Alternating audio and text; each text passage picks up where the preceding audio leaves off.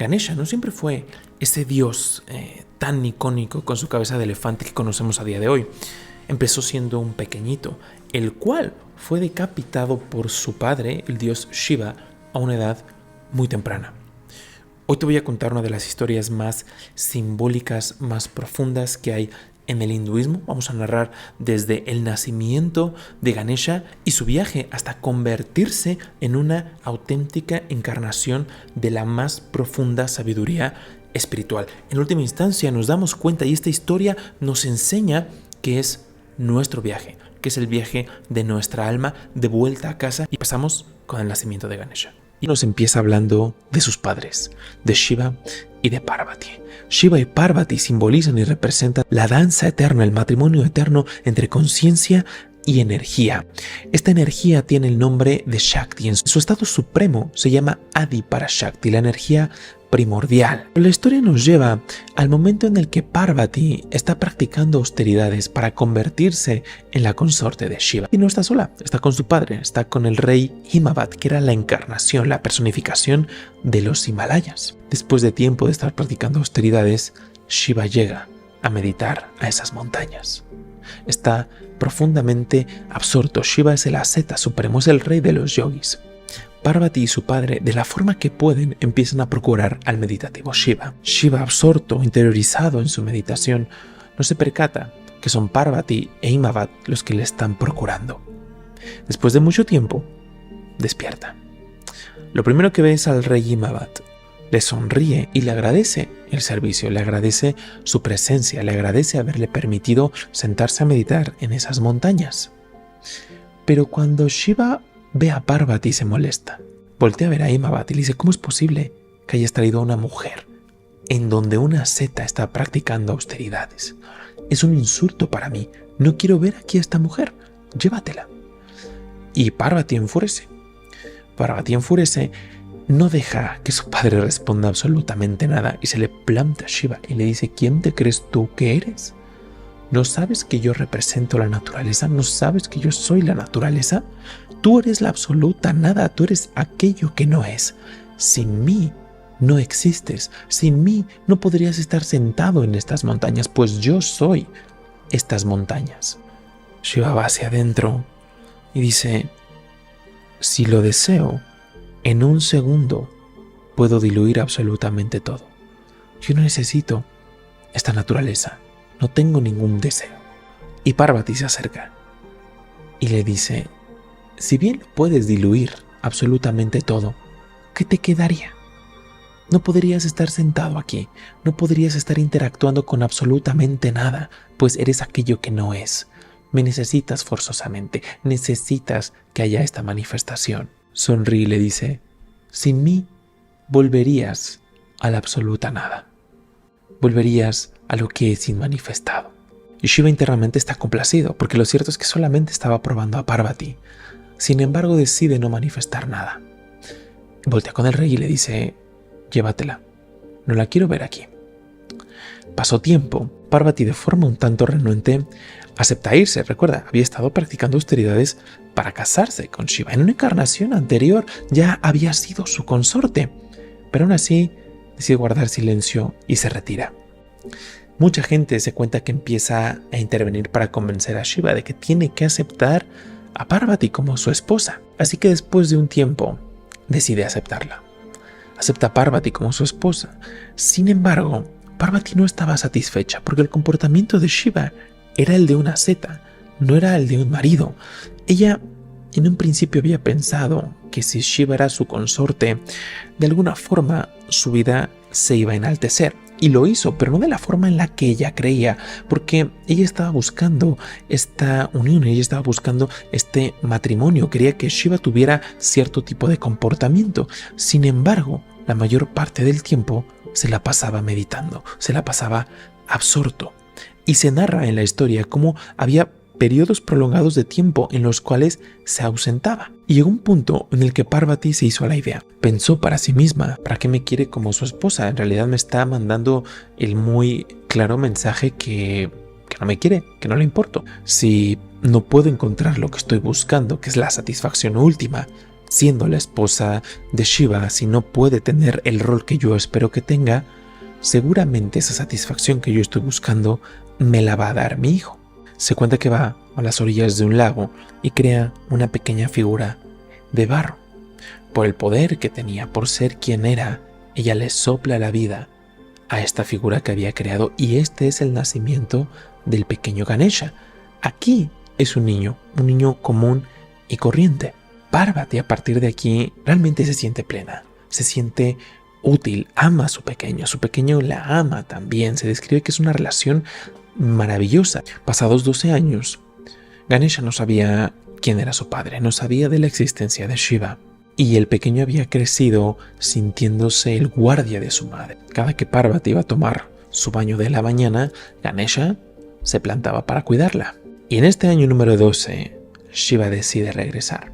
Shiva tampoco tenía idea quién era Ganesha, no sabía que tenía un pequeño. Shiva sabía cuáles eran las costumbres de Parvati y empieza a caminar hacia el lago. Ganesha ve que alguien se aproxima, se planta en medio, le dice: no puedes pasar. Shiva se extraña, ni siquiera hace caso, va a pasar adelante. Ganesha se vuelve a plantar y Shiva inmediatamente toma su arma y corta la cabeza del pequeño Ganesha. Llega con Parvati y inmediatamente Parvati ve que el arma de Shiva tiene unas pequeñas gotas de sangre. Se teme lo peor. Cuando Parvati se encuentra con su pequeño decapitado, lo primero que experimenta es desesperación, una profunda tristeza, sufrimiento, el cual después se transforma en ira. Se vuelve con Shiva en un estado fúrico, lo toma y le dice: tienes que devolver a mi pequeño era la fuente de mi felicidad, tráelo de vuelta a la vida en este instante. Shiva, en un estado de calma, voltea a ver a su consorte y le dice: está bien, vamos a traer a tu pequeño de vuelta, no pasa absolutamente nada. Aquí la historia, de forma simbólica, se dice que Shiva pide traer una cabeza de elefante, una cabeza de un elefante bebé, para ponérsela al niño. Una vez la traen, Shiva de nueva cuenta le sopla la vida. Gananam tva ganapatigum havamahe kavim kavinam upamasravastamam. Y este es el segundo nacimiento de Ganesha, ya en ese aspecto que conocemos. Sin embargo, esta parte es muy simbólica porque hay otro aspecto de la historia que nos cuenta que en realidad esa cabeza de elefante fue la cabeza de uno de los acompañantes de Shiva, de los Ganas. Se cuenta que los Ganas son las criaturas que siempre, a todos lados, a donde Shiva va, van estas criaturas con él. Ganapati, que es el nombre por el cual se le conoce también a Ganesha, está haciendo referencia a esto, al rey de los Ganas. ¿Por qué entonces nos habla de un elefante? Aquí es donde viene la parte maravillosa. Todo esto está hablando del sendero espiritual.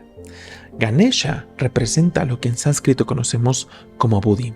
El elefante es un símbolo de sabiduría, de inteligencia. Buddhi es la capacidad de discriminación que tenemos las personas. La purificación del intelecto da pie a cultivar la auténtica sabiduría. Es un proceso de trascendencia. Que le corten la cabeza a Ganesha en realidad simboliza la trascendencia de los sentidos. Hay un aspecto de la mente que se llama manas, que es la mente ciega, la mente que solo conoce a través de los sentidos. Pero este aspecto causa apego, causa identificarnos con el exterior. Shiva representa el gurú, representa el maestro. Se dice simbólicamente que en el proceso espiritual el gurú interno corta la cabeza de Manas y pone la cabeza de la sabiduría, pone la cabeza del más puro intelecto que va a ayudar al devoto a trascender las pasiones, a trascender todos los obstáculos que están entre él y la realización última. Mucha gente en esta historia juzga a Shiva de un montón de cosas, como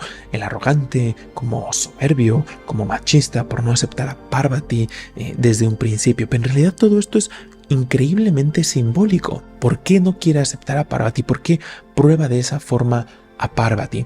Porque Parvati ve que su felicidad está en función de lo que puede obtener. Voy a ser feliz si soy la consorte de Shiva, voy a ser feliz si me convierto en madre. Y poco a poco, de diferentes formas, se va dando cuenta que no es así. Al principio es dolor, es sufrimiento, no entiende por qué le pasa lo que le está sucediendo, pero es ese Shiva interno que va diluyendo, que le dice, no, tu felicidad no depende de nada externo. Shiva le enseña, pero no le enseña con un discurso, le enseña a través de las experiencias. Shiva diluye la ilusión de que Parvati tiene que obtener algo del exterior para experimentar la felicidad última. Todos los seres humanos, se dice que en el transcurso de nuestras vidas nos vamos dando cuenta de una u otra forma como nada que acumulemos nos va a dar esa felicidad última que estamos buscando. Primero la buscamos a través de nuestros sentidos, a través de las posesiones. En el nivel más elemental se dice que todos nos podemos identificar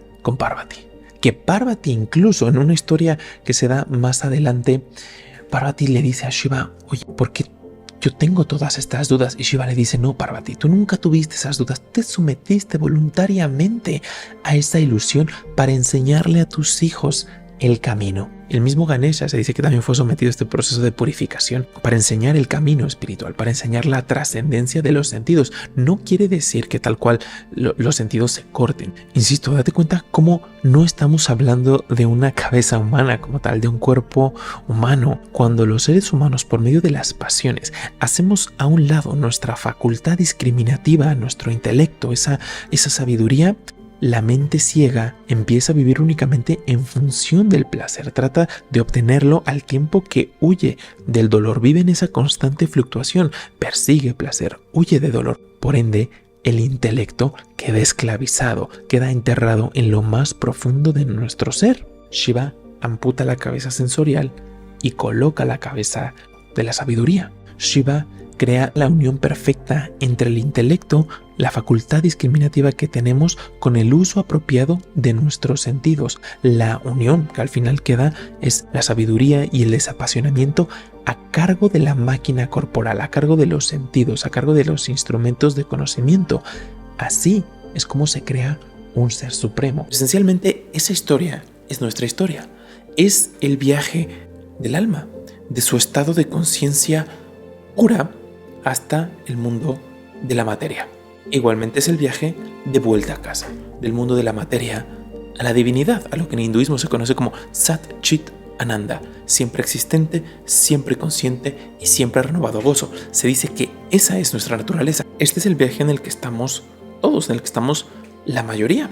Se dice que es la sabiduría aquella que disuelve todo obstáculo. Sin embargo, aquí no acaba la cosa, porque Ganesha fue sometido a prueba varias ocasiones para demostrar que efectivamente la sabiduría se había sentado en él, había adquirido dominio pleno sobre las facultades menores de la mente. Esta historia está para ser puesta a prueba en nuestros senderos. Un día, Shiva estaba relajándose en el monte Kailash con su esposa, con Parvati. Junto a ellos estaban sus hijos, Ganesha y Kartikeya. Los cuatro estaban meditando cuando de repente el sabio Narada Rishi apareció ante ellos. Shiva inmediatamente inclinó la cabeza. Narada era conocido por cómo impartía bendiciones con todo aquel que se cruzaba, pero al mismo tiempo siempre ponía alguna prueba. Y en esta ocasión, Narada se inclinó a saludar y a reverenciar a Shiva y a Parvati. Al tiempo que terminaba de reverenciarlos, sacó un mango dorado y se lo entregó a Shiva. Shiva, sorprendido, preguntó a Narada: Muni, ¿por qué has venido tan lejos solo para darme este mango? Narada volteó a ver a Shiva y le dijo: mi señor, este no es un mango común y corriente. Es el mango dorado del conocimiento, y aquel que lo coma se le otorgará el conocimiento y sabiduría eterna. Inmediatamente Shiva tomó el mango y lo iba a cortar para ofrecer una mitad a Kartikeya y otra mitad a Ganesha. Mientras Shiva se disponía a hacerlo, Narada dijo: hay una condición para comer esta fruta. Shiva, que estaba en este proceso de repartir el mango, simplemente cerró los ojos y esbozó una sonrisa. Ya sabía que era lo que se venía. Shiva, sonriente, volteó a ver a Narada y le preguntó: dime, Muni, ¿cuál es la condición para comer esta fruta? Narada le dijo: esta fruta debe ser comida por solo una persona. Mientras Narada explicaba a Shiva sobre la fruta, Parvati, Ganesha y Kartikeya se acercaron. Cuando los niños vieron el mango dorado, cada uno quería comérselo. Por sus razones en particular, Kartikeya había escuchado que era la sabiduría. Ganesha simplemente vio mango. Shiva y Parvati no querían ser parciales con alguno de sus hijos. Así que Shiva volteó a ver a Narada y después a los pequeños y les dijo: chicos, Narada Muni decidirá quién se queda con el mango. Ahora Narada era quien estaba en la encrucijada, pero simplemente sonrió y dijo: chicos, aquel que dé la vuelta al mundo 3 veces primero obtendrá esta fruta. Antes de que Narada terminara de decir estas palabras, Kartikeya ya había saltado a un pavo real. Pronto estaba fuera de vista. Ganesha permaneció en donde estaba con una expresión pensativa en su rostro. «Ganesha, ¿no vas a dar la vuelta al mundo?», preguntó Parvati. «Espera, madre, estoy pensando». En ese momento, Kartikeya pasó velozmente junto a ellos gritando: «Ya terminé la primera vuelta. Ganesha, levántate y por lo menos empieza, no quiero ganar nada más así». Kartikeya ya estaba 100% seguro de que ganaría. Tenía aparentemente todas las herramientas. Tenía un pavo real, mientras el pequeño Ganesha, su vehículo, era un humilde ratón. Este seguía sentado en el monte Kailash. Aún no empezaba. Después de unos minutos en silencio, Ganesha por fin se levantó. Tanto Narada como Shiva y Parvati pensaron que el pequeño Ganesha iba a emprender el viaje. Sin embargo, empezó a caminar lentamente hacia ellos. Shiva y Parvati, al ver a su pequeño acercarse, simplemente le sonrieron. Ganesha, con las manos en pranam, se inclinó y después de postrarse ante ellos, con total inocencia, Ganesha empezó a rodear a sus padres 3 veces. Al finalizar, simplemente volteó a verlos y les dijo: «Mango, he ganado». Shiva y Parvati estaban perplejos y le preguntaron: «Hijo, se suponía que debías de rodear el mundo. ¿Por qué nos rodeaste a nosotros?». La respuesta que recibieron los impresionó. Ganesha volvió a juntar sus manos en pranam y les dijo: «Ustedes son mi universo. Al rodearlos ustedes, ya he rodeado más que el mundo entero. Ustedes son Shiva y son Parvati. Son mi conciencia y son mi energía. Son mi sustento, son mi razón, son mi causa, son mi efecto. Sin ustedes no hay nada. Ni conocimiento, ni devoción, ni compasión. Ustedes son la causa de todo. Ustedes sostienen a los incontables universos, los crean, preservan y los destruyen. Ustedes son la causa de la inteligencia, son el fundamento de la sabiduría, son el amor, son la compasión y son la devoción. Yo me debo a ustedes. Amorosamente aquí están, pretendiendo ser mis padres, pero yo sé quiénes son realmente. Al estar con ustedes, yo ya lo tengo todo». Mientras Ganesha terminaba de decir estas palabras, Kartikeya llegaba demandando el mango, gritando: «He ganado, he ganado». Volteó a ver a Ganesha y le dijo: «Todavía estás aquí. He dado la vuelta al mundo 3 veces, 3 veces, y tú sigues aquí. He ganado yo». Shiva levantó la mirada y le dijo: «No, hijo mío, Ganesha ha ganado ya». Kartikeya, sorprendido, preguntó que cómo era posible. Shiva le comenzó a explicar lo que había sucedido al tiempo que entregaba el mango a Ganesha. Porque esta historia rompe el paradigma entre que son 2 caminos separados, el de la devoción y el de la sabiduría.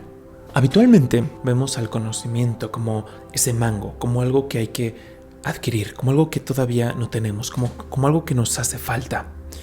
Y Kartikeya es lo que le sucede. Ejecuta de forma inmediata la acción que le va a dar ese conocimiento y esa sabiduría. Ganesha primero emula a su padre. Ganesha se sienta, se calma, se queda completamente quieto y después piensa en lo que va a hacer. Y en esta quietud, renuncia, emoción suprema, la sabiduría y el conocimiento se le dan por añadidura. Puede que no sea el camino de todos acumular de esta manera el conocimiento.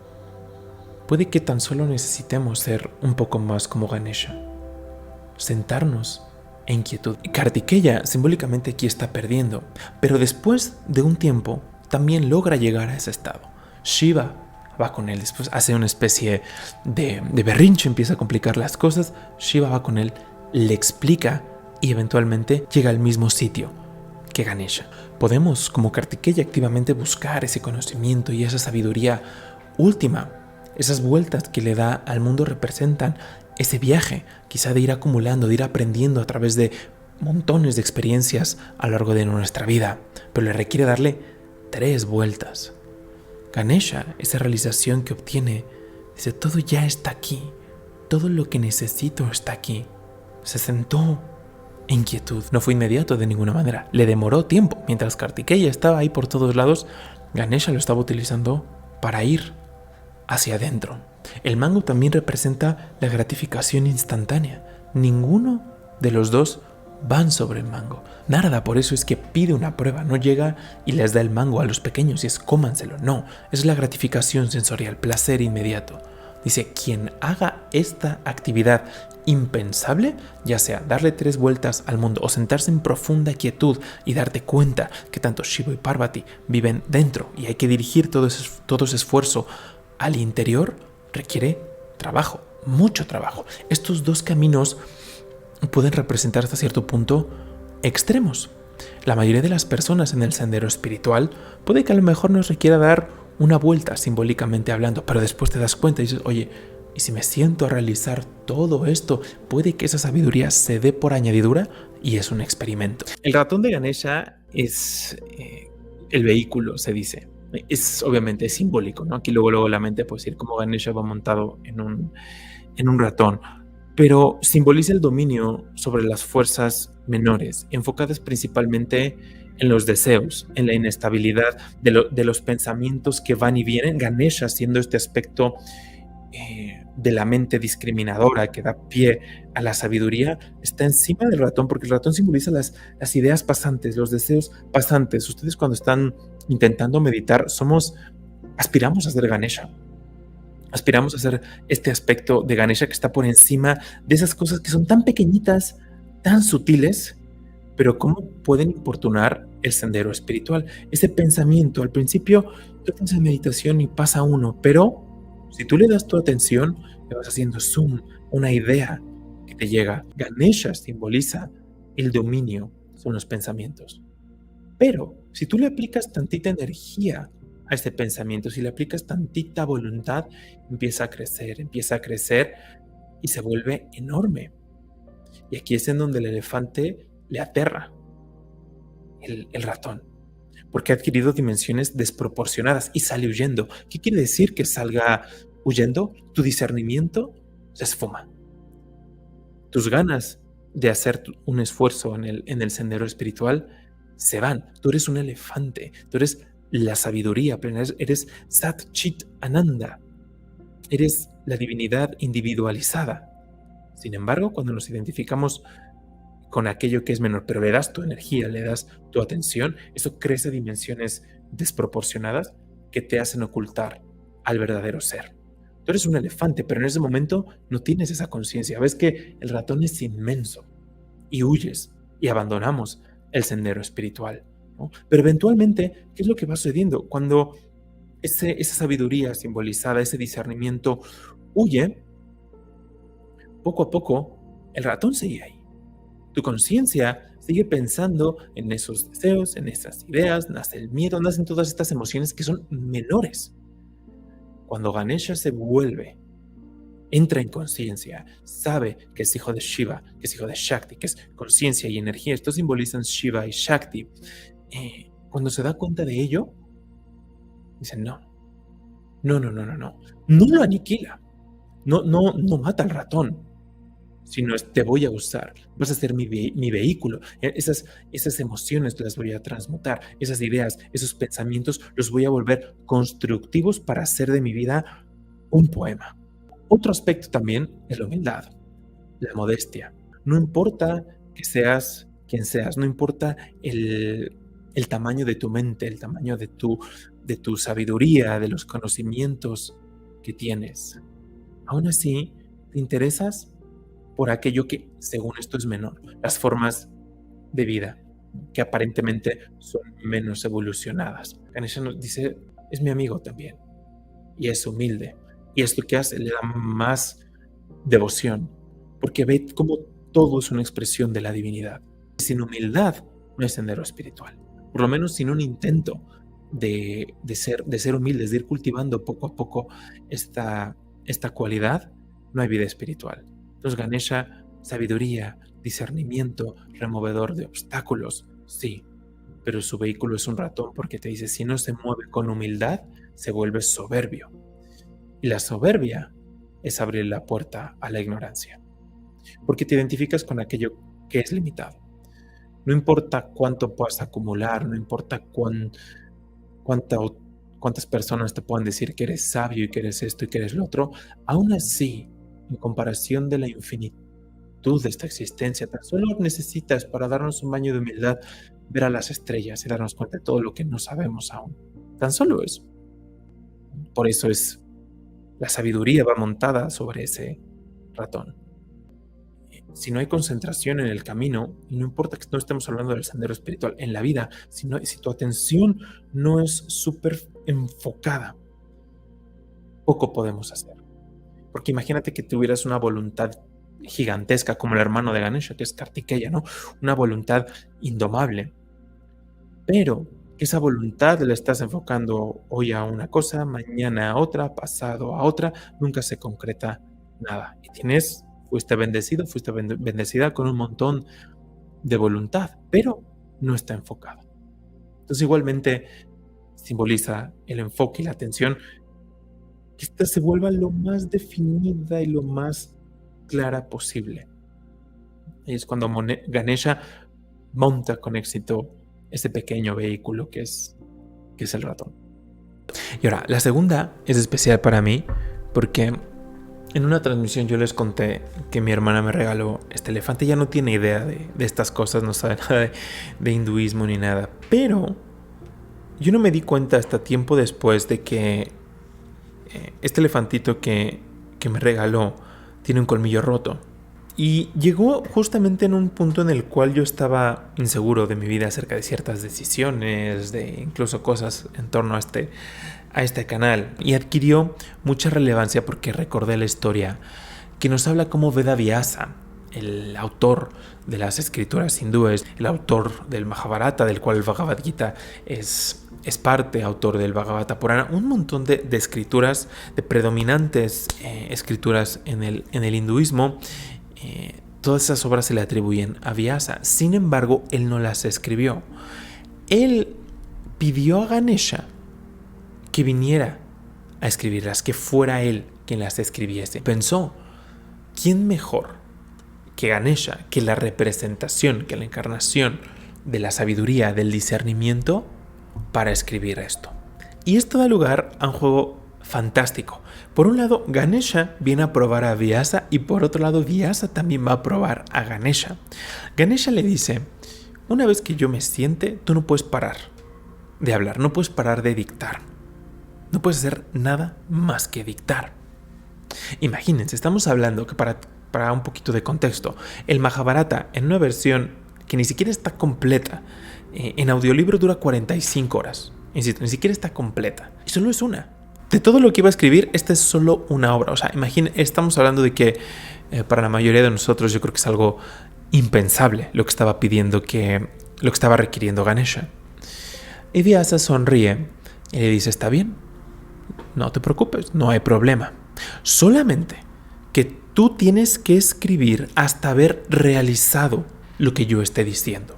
Por eso es que el Mahabharata, el Bhagavad Gita, el Bhagavata Purana, por poner 3 ejemplos, el Bhagavad Gita es parte del Mahabharata, tienen tanto simbolismo. Podemos aquí visualizar el encuentro entre estos dos grandes, uno dispuesto a narrar y no parar, y el otro escuchar, asimilar, procesar, utilizar toda esa sabiduría que lo caracteriza para poder discernir y bajar a palabras el conocimiento del universo. O sea, dense cuenta, yo hago un esfuerzo por imaginar eso y es maravilloso. Pero la historia no se queda ahí porque justamente antes de empezar, la pluma con la que iba a escribir Ganesha deja de funcionar. Y antes de que Vyasa fuese a traer una distinta, Ganesha le dice, no, de aquí ya no nos movemos ni tú ni yo. Se lleva la mano a su colmillo y lo corta, y es con ese colmillo con el cual escribe todos estos textos maravillosos. Esto representa que el mensaje es muy sutil. Lo podemos ir tan profundo como nosotros queramos. Va mucho más allá de la necesidad de un simple instrumento de escritura. Se convierte en un acto de entrega absoluta, un sacrificio en nombre del Dharma, un ejemplo de cómo la devoción y el sacrificio conducen a esa realización última. Esa fue la prueba final, antes de que Ganesha empezara a recibir, a asimilar, a interpretar y luego a transmitir todo lo que tenía Vyasa. Le requirió ese sacrificio personal, requirió entregarse a sí mismo. Estas son las razones, podríamos decirles, supremas por las cuales Ganesha es verdaderamente reverenciado. Por eso quería compartirles esta historia, porque pues la ternura y todo que puede causar el elefantito es muy bonita, pero creo que cuando intentamos asimilar estas representaciones, de verdad podemos empezar a comprender mejor los aspectos de la divinidad, cómo se está manifestando a través de emociones, a través de acciones, a través de fuerzas, pero todo esto está dentro de nosotros. Cada uno, sin importar tu nivel de memoria, sin importar a lo que te dediques, tenemos esta parte dentro. Tenemos el camino dentro, la autopista está dentro para llegar a esa sabiduría. Esto no se traduce a escribirla como hiciese Ganesha o hablarla como Veda Vyasa. No. Es esa asimilación interna. Y también nos deja un espacio para reflexionar.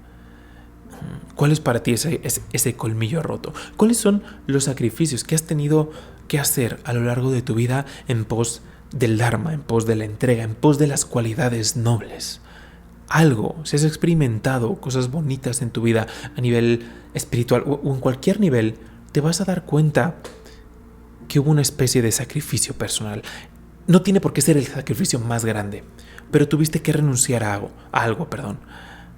Hábitos, compañías, ambientes, por poner unos ejemplos.